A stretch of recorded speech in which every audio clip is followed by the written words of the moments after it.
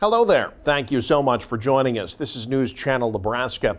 My name's Eric McKay. Let's take a look at our top headlines today. Beginning with the latest on the severe weather. This week, Governor Jim Pillen declaring a state of emergency following those storms that hit eastern Nebraska on Wednesday.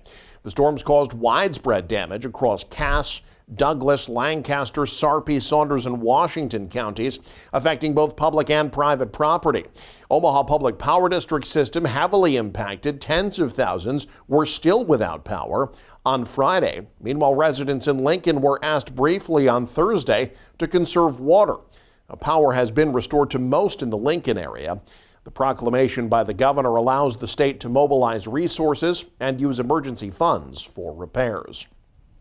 Meanwhile, Nebraska Public Power District has sent crews to Omaha to help restore the power after those massive storms left thousands without electricity.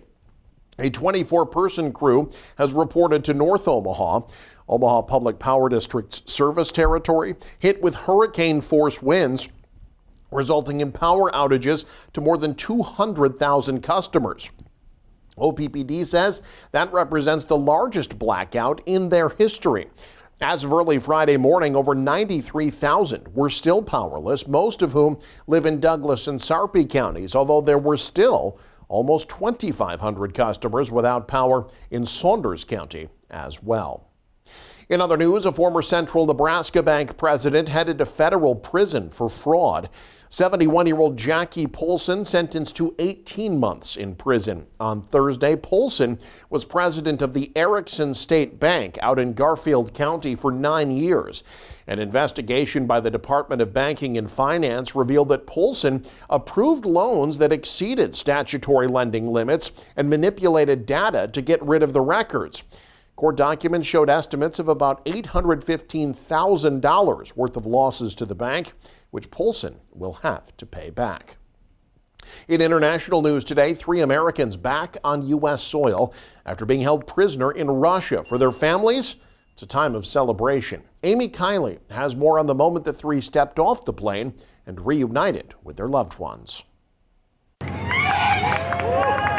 Joyous reunions with family at Joint Base Andrews in Maryland last night marked the return of 3 Americans who were detained in Russia. There's nothing beyond our capacity when we act together.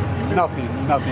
This is just an extraordinary testament to the importance of having a president who understands the power of diplomacy. Their freedom is thanks to the largest prisoner swap between Russia and the West since the Cold War. Now, Brooke Army Medical Center in Texas is offering them care. One of the released Americans is Wall Street Journal reporter Evan Gershkovich. I'm just so excited that this first step of getting him home and getting him back where he should be with his family. There's so much pent-up emotion, and that was clearly on display in the newsroom. Former U.S. Marine Paul Whelan is free after more than 5 years in a Russian prison. Fellow veteran Trevor Reed knows what that's like after spending 3 years in captivity in that country. It can be kind of stressful to just be reintroduced into regular life. The third released prisoner is Russian-American journalist Alsu Kurmasheva. Today is her daughter's 13th birthday. Happy birthday to you. I'm Amy Kiley reporting.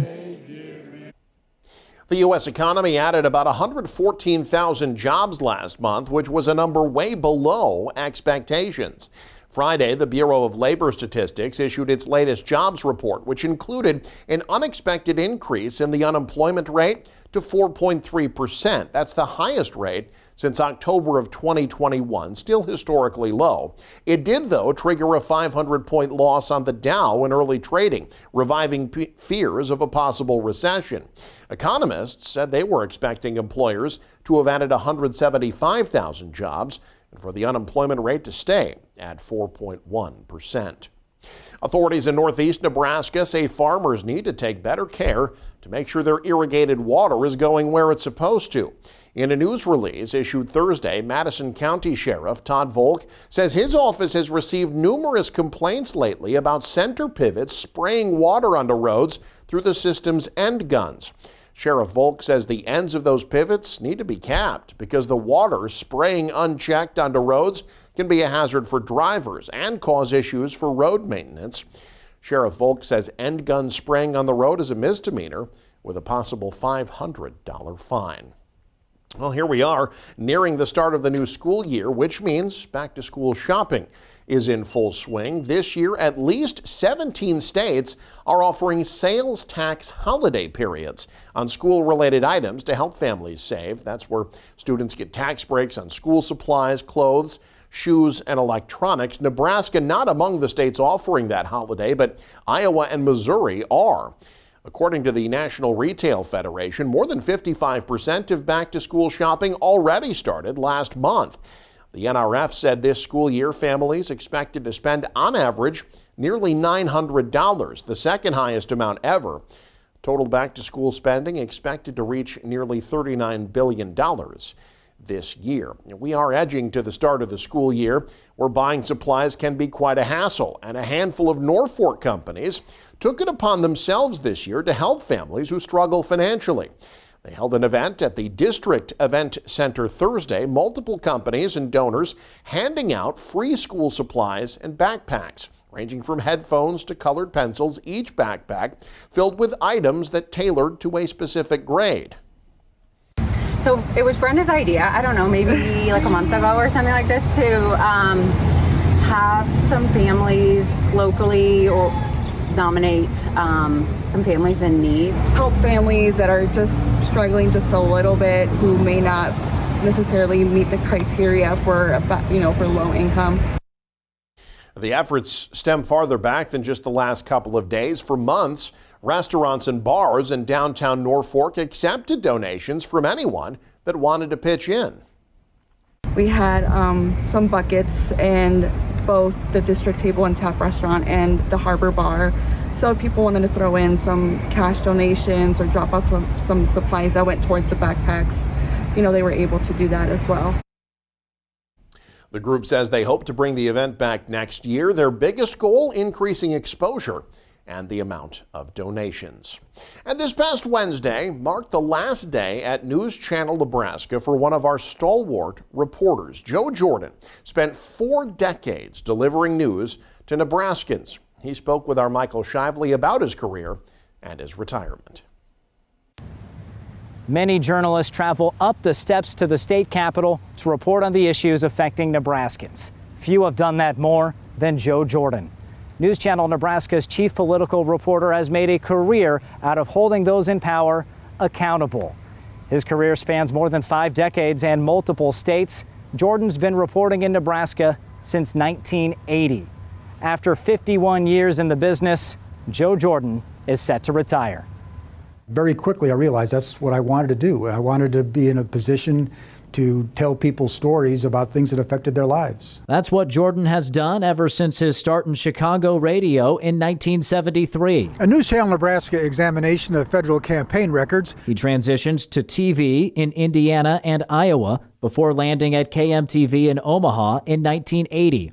There, he honed his skills as a political reporter. I really enjoyed the ability to be able to ask politicians what I would consider aggressive questions. He got that chance with 6 different United States presidents and countless state and local leaders. When you were running for your first re-election, that you said if there was going to be a streetcar, there'd be a vote of the people. I did. I don't hear a vote of the people in this message today. I did. And you know what I said, Joe, at that time? A childhood memory of watching TV with his dad served as a guiding light. He was looking at Meet the Press and said, don't let a guy get off the hook with that. And that was always in the back of my head as I went through this. But I always wanted to be the guy that was asking the questions that, I don't know, they make people uncomfortable, but I think they were questions that always wanted to be answered. A couple of hundred protesters now gathering here at the intersection of 13th and Howard. Jordan left KMTV in 2009 to start Nebraska Watchdog. He ran the nonprofit online news site for 6 years before becoming press secretary for Congressman Brad Ashford.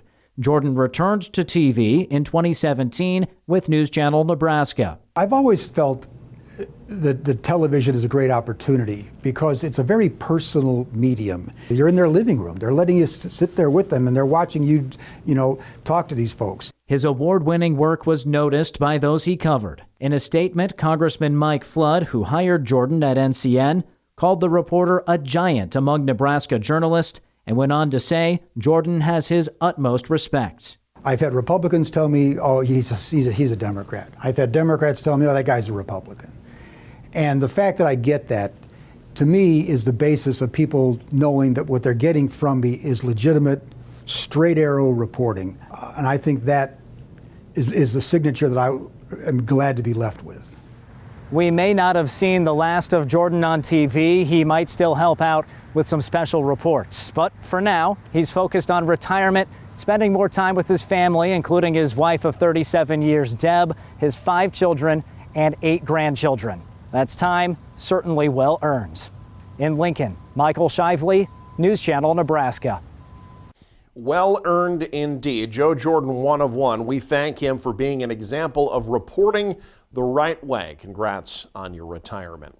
And as a reminder, you can stay up to date with the very latest from those of us sticking around by following us online. Head to newschannelnebraska.com, click on the news tab there. You can also follow us on X, like us on Facebook and Instagram as well. Thanks for joining us. Have a great weekend. You're watching News Channel Nebraska.